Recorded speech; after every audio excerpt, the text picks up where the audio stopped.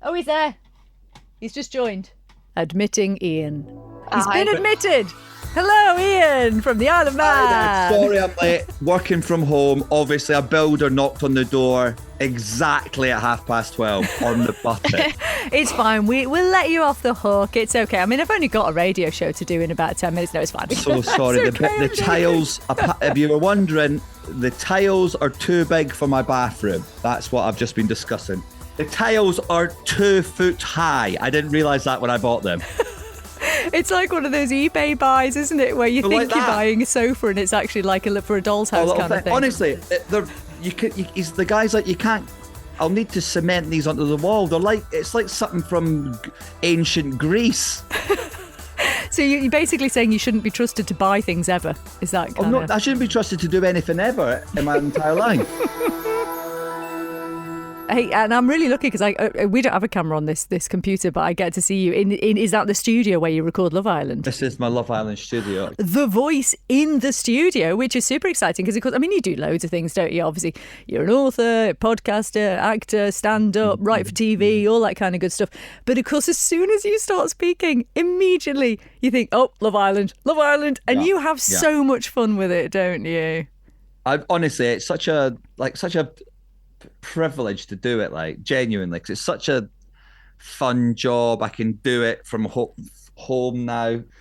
Yeah, it's been amazing, man. And I just can't believe it's like 10 years plus now. It's sort of crazy. And then I've just got back from like gigging in America because, like, unbelievably, America's decision making has been a bit wild the past sort of year. Let's say that.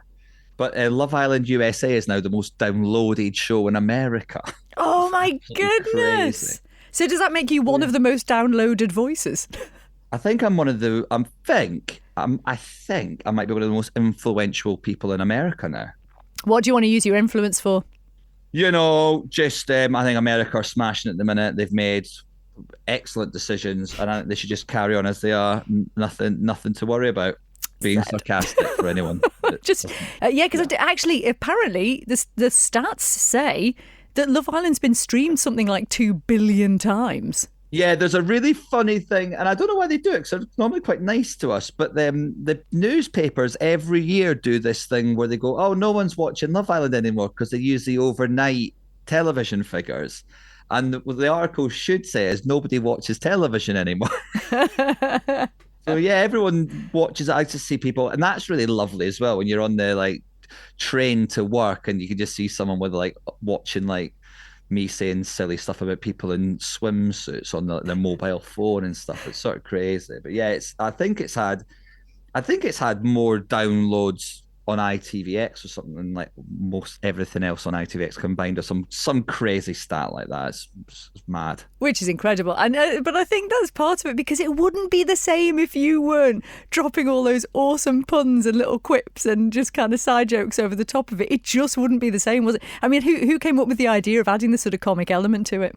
I think they were always going to have a voiceover. That was a sort of vibe. And then they didn't want they didn't want anyone from up north of England because the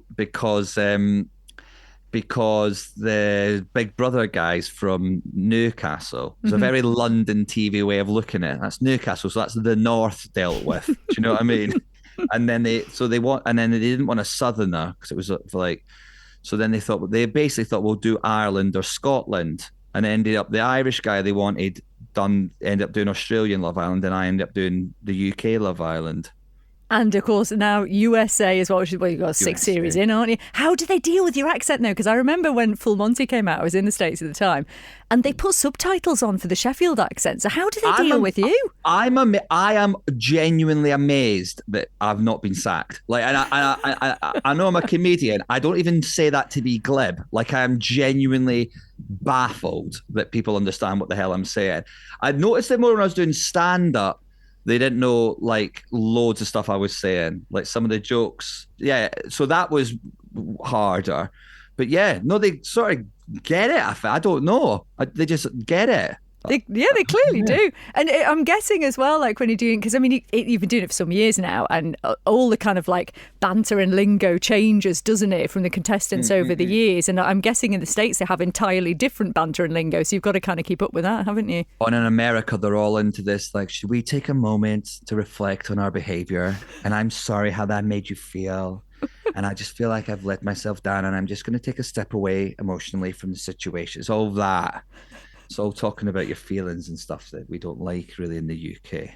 But it's a very different vibe at the same time, sort of the same thing. So it's again mad. It's also mad watching the sort of the popularity of Love Island go crazy in America, and you're like, oh yeah, do you remember when it was sort of mad in the UK? I still look back so fondly on that. I can't remember what summer it was, but when England had that run in the World Cup and Love Island was on the telly, and we were in Europe, and everything was nice. Yeah. It was a great time. Oh, to be back there again. I mean, thinking back then over the years so far, do you have like a favourite moment or a favourite contestant? And I bet you get asked this all the time, but I am intrigued.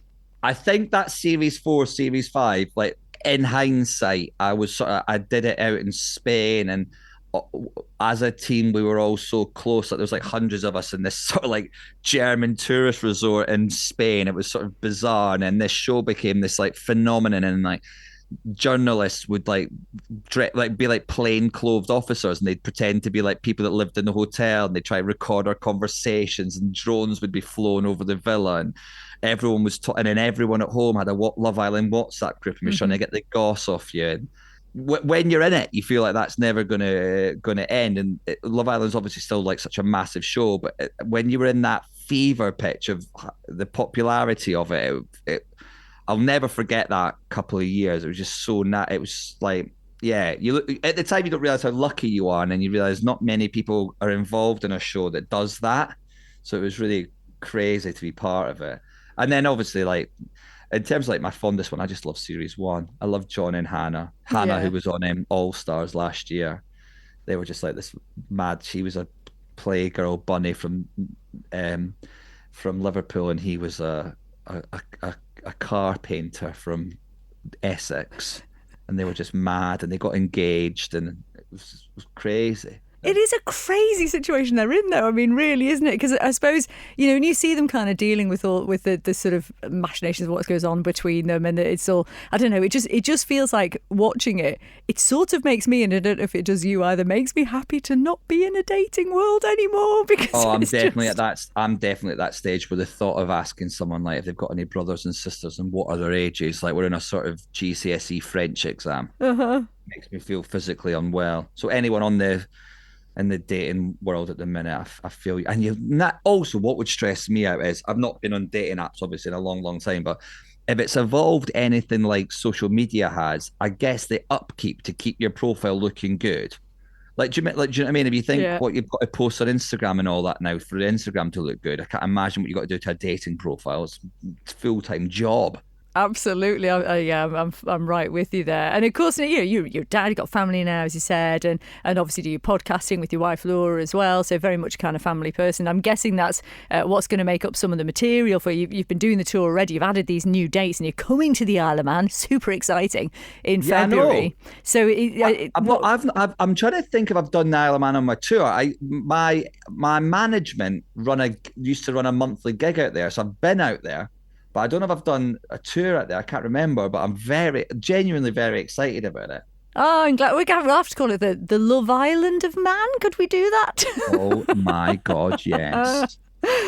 My God. There's one for your content. If you're from the Isle of Man and you want me to be sarcastic about you while you're in swimwear, email in and let us know, and we'll make this happen. That'll be my opening act. Amazing. Yeah, exactly. Because your tour's been massive, and like you said, we've added all these new dates. I mean, what are the sort of bits of the content that are really landing well? What are people really relating to? Definitely the discrepancy between how the sort of standards that society set for mums versus the standards that society set for dads. It resonates more than I ever intended it to. But essentially, to be a good mum, you have to perform in magic.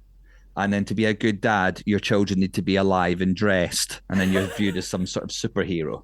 So that discrepancy I find very funny. So I'll sort of look into that at some level, which is a lot of fun. And I've got to say as well, because I'm a huge Taskmaster fan, and it looked like you absolutely love doing Taskmaster. My God. Genuine fact about, not fact, but opinion on Taskmaster.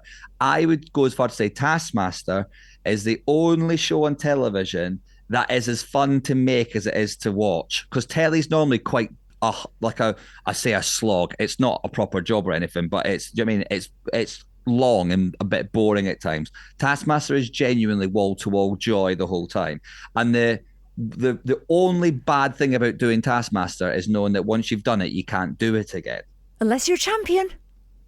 Well, yeah, let's not get into... Are you going to bring that up on this? Really? Too late. Well, listen, but I'm intrigued, though, because I watch it and I laugh all the way through it, and it does look like you all have the most fun, but I mean, the pressure to come up with the ideas when they just drop those tasks on you. But the thing is, when you're on your own doing those tasks, you forget it, but you don't really think about it like that. And it's not... Do you know what it feels like? Do you know when you're like buying presents for Christmas and you've just got loads to do and you just get them all, and it's not till like you're sat in front of the person and they're unwrapping the present and you're like, oh God, I hope I've done this right.